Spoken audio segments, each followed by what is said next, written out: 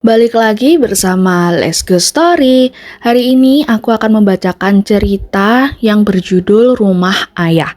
Cerita ini dibacakan langsung oleh penulisnya, aku Larasati.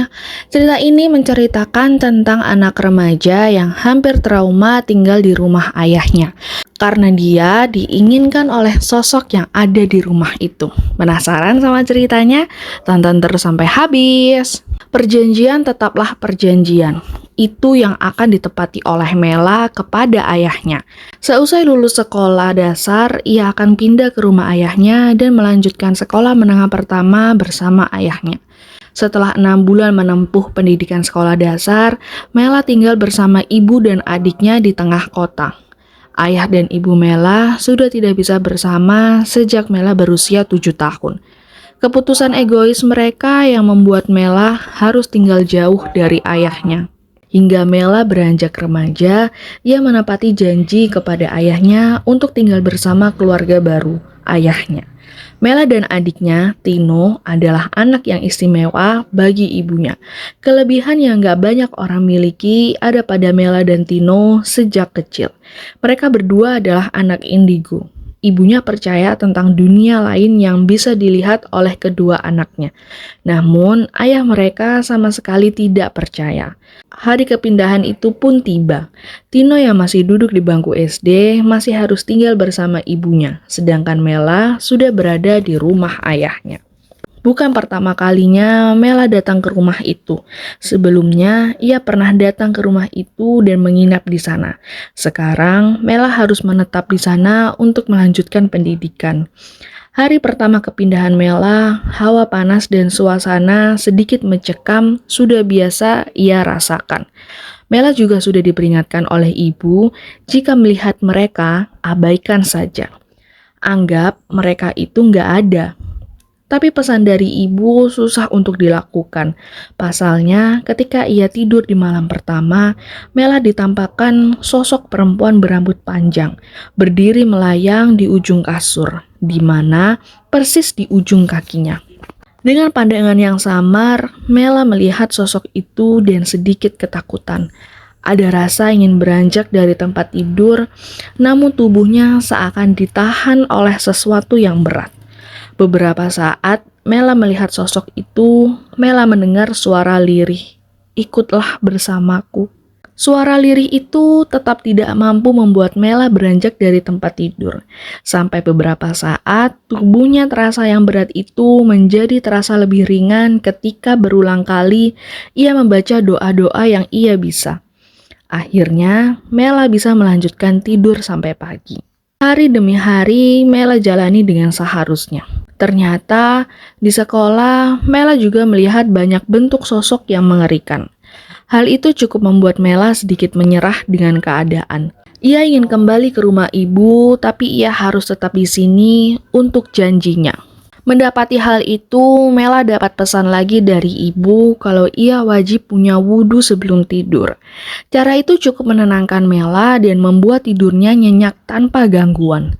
Tapi, suatu hari Mela lupa tidak menyimpan wudhu saat ia akan tidur. Dan alhasil, ia mengalami kejadian yang membuatnya trauma juga menyerah untuk berada di sana.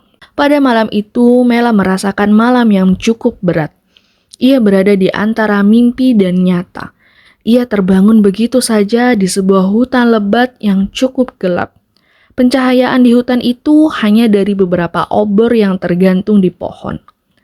Mela kebingungan saat berada di sana. Ia mengendarkan pandangan ke seluruh penjuru hutan dan di sana tidak ada siapa-siapa. Sunyi dan gelap. Mela mencoba berjalan untuk mencari jalan keluar, tapi ia merasa hutan itu tidak punya ujung jalan. Ia berputar-putar di sana sampai ia didatangi perempuan berambut panjang. Wajahnya putih, pucat, dan terlihat begitu cantik. Aku sudah menunggumu untuk datang ke sini bersamaku, Nduk. Perempuan itu adalah sosok yang Mela lihat di ujung kasur beberapa waktu lalu. Ia sudah lama menunggu Mela karena hanya Mela yang bisa melihatnya dan sosok itu memang menginginkan Mela. Mela menolak ajakannya. Ia tidak ingin ikut dengan siapapun. Tanpa banyak bicara, Mela berusaha lari dari tempat itu untuk terus mencari jalan keluar. Namun, saat Mela mencoba lari, banyak sosok yang menyeramkan datang menghampiri Mela.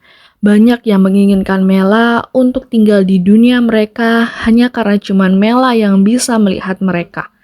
Saat berlari, gadis itu tersandung kayu yang cukup panjang dan membuat Mela tersungkur ke tanah. Mela sudah tidak ada tenaga untuk berlari lagi.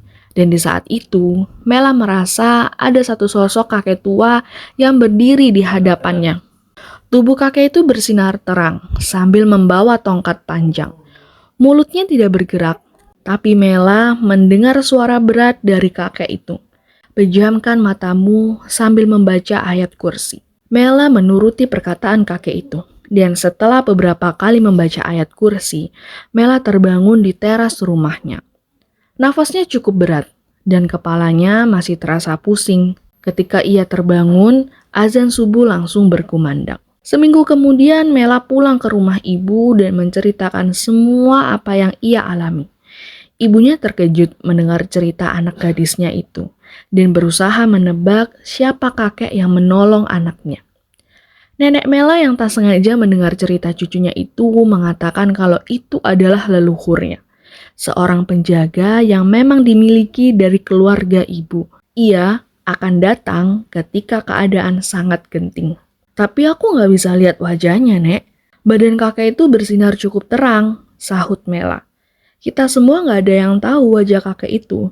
Nenek dulu juga pernah didatangi beliau. Nenek melihat apa yang kamu lihat sama persis.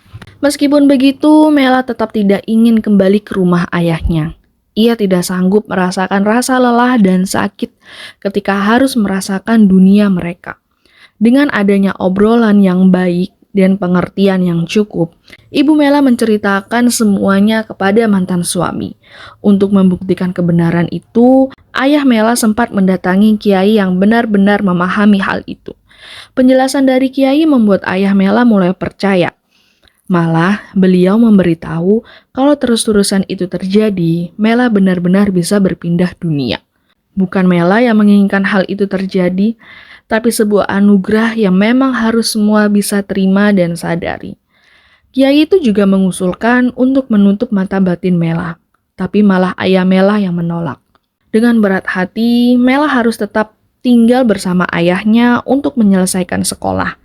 Namun, kamar Mela dipindahkan lebih dekat dengan kamar ayahnya, dan rumah itu dibersihkan oleh kiai tersebut untuk sementara waktu. Awalnya Mela punya rasa trauma, tapi dengan perhatian lebih dan terus mengingatkan Mela untuk menyimpan wudhu, kini hidup Mela terasa lebih aman.